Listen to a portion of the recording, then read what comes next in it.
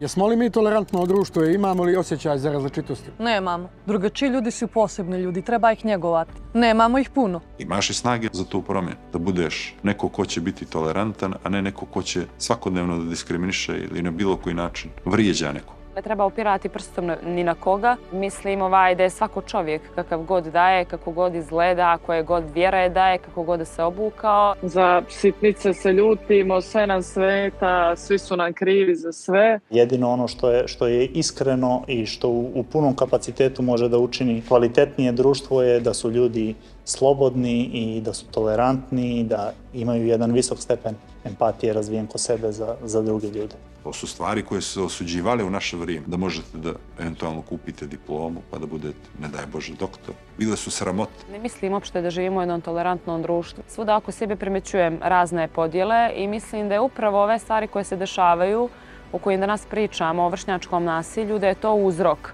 upravo te netolerancije. Prvo treba od sebe da krenemo da li se mi nekome sviđamo, ne treba ja samo da gledam da li se meni neko sviđa. Tražimo da živimo u društvu jednakih šansi. Borimo se zajedno za takvo društvo. Hajde da iskoristimo vrijeme odrastanja, da postanemo ljudi kojima će razumijevanje biti važno. Budi dio tolerantnog društva. Tolerancija se uči baš sada u školskom uzrastu.